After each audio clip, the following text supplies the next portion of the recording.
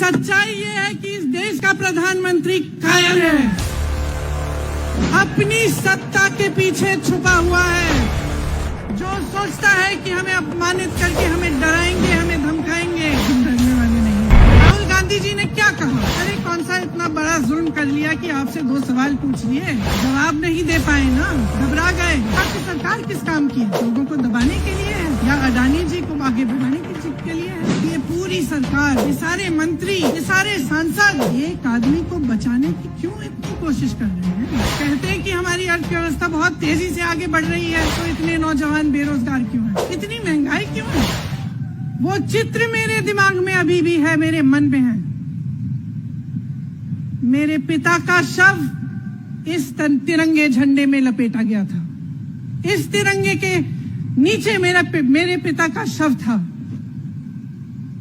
और उसके पीछे चलते चलते मेरा भाई यहां आया।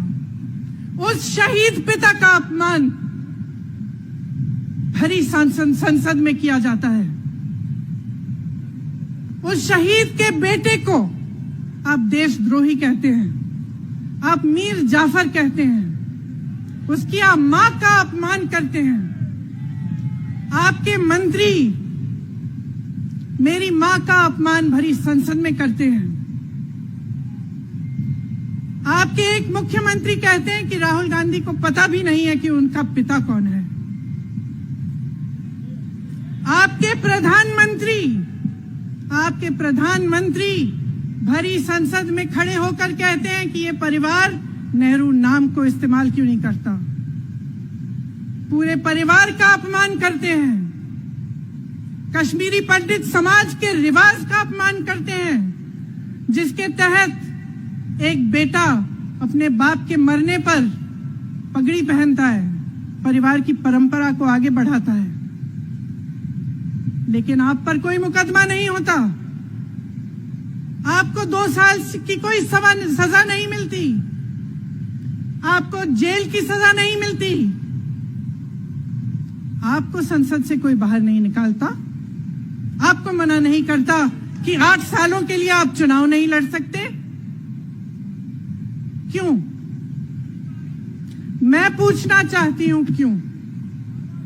आज तक हम चुप रहे हैं, हमारे परिवार का अपमान करते गए। मेरे भाई ने क्या कहा? संसद में वो मोदी जी के पास गए और उनसे गले लगे। मेरे भाई ने कहा मैं आपसे नफरत नहीं करता हूं, मेरे दिल में आपके लिए कोई नफरत नहीं है, हमारी विचारधारा अलग है, लेकिन हमारी नफरत की विचारधारा नहीं है। तो मैं पूछना चाहती हूं, एक आदमी का कितना अपमान करोगे? कितना अपमान करोगे? क्या यही है इस देश की परंपरा? और हमें क्या शर्म आनी चाहिए कि हमारे परिवार के सदस्य शहीद हुए इस देश के लिए, कि इस झंडे में उनका खून है, इस धरती में उनका खून है, इस देश के लोकतंत्र को मेरे परिवार के खून ने सींचा है। और जो सोचता है कि हमें अपमानित करके हमें डराएंगे, हमें धमकाएंगे, जो सोचता है कि तमाम एजेंसियों को लगाकर हम पे छापे मारकर हमसे कुछ भी कर ले, हमको हमें डराएंगे, वो गलत सोचते हैं। हम डरने वाले नहीं हैं। हम और मजबूती से लड़ेंगे। हम इस देश के लोकतंत्र के लिए कुछ भी करने के लिए तैयार हैं।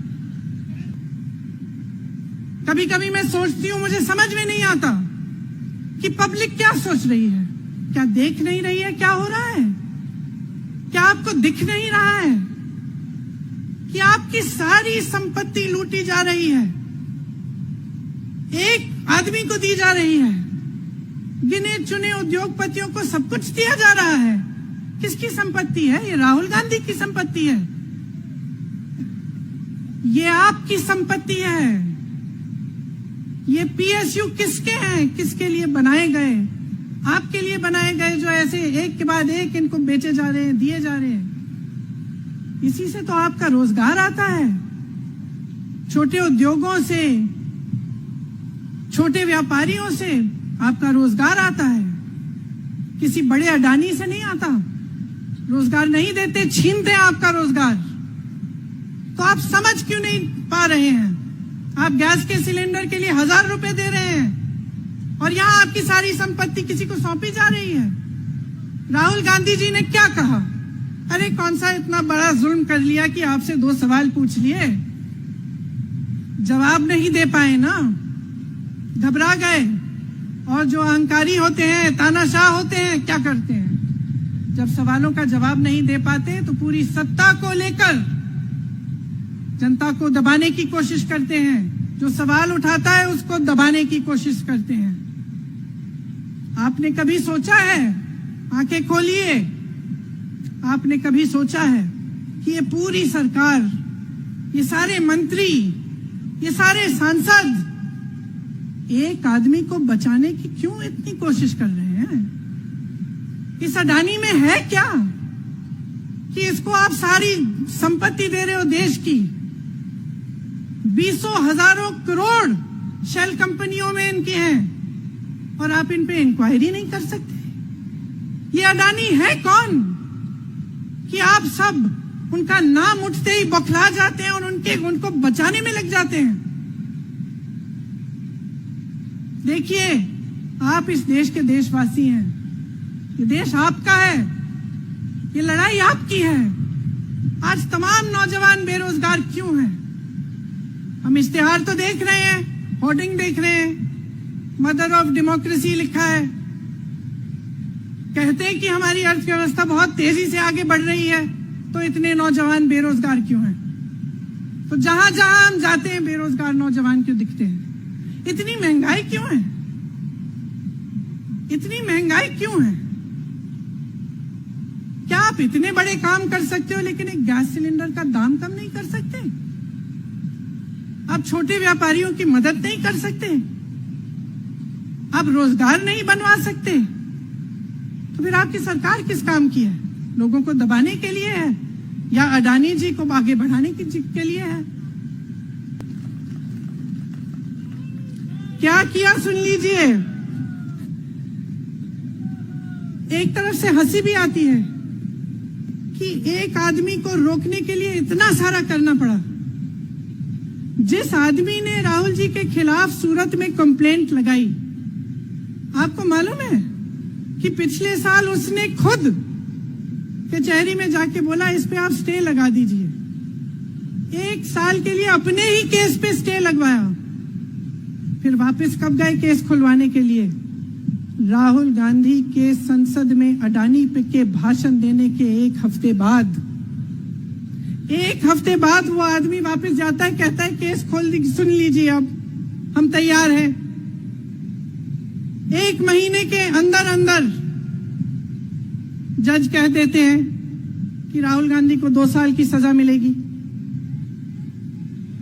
आपने देखा इस देश में कितने केस हैं कि जेल में 10 साल के लिए पड़े रहते हैं, उनकी सुनवाई नहीं होती। ये तो सुनवाई भी फट से हो गई, जजमेंट भी फट से हो गई, सजा भी फट से हो गई।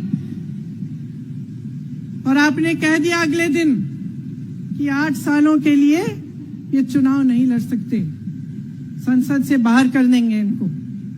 वाह वाह वाह वाह वाह वाह, बहुत धैर्य है आप में।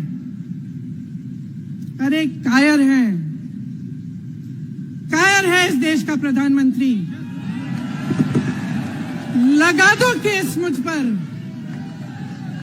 लगा दो केस मुझ पर, जेल ले जाओ मुझे भी, लेकिन सच्चाई ये है कि इस देश का प्रधानमंत्री कायर है।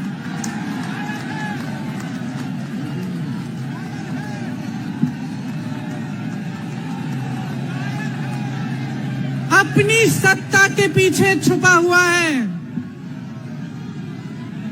अहंकारी है और इस देश की बहुत पुरानी परंपरा है, इस देश की बहुत पुरानी परंपरा है, हिंदू धर्म की पुरानी परंपरा है कि अहंकारी राजा को जनता जवाब देती है।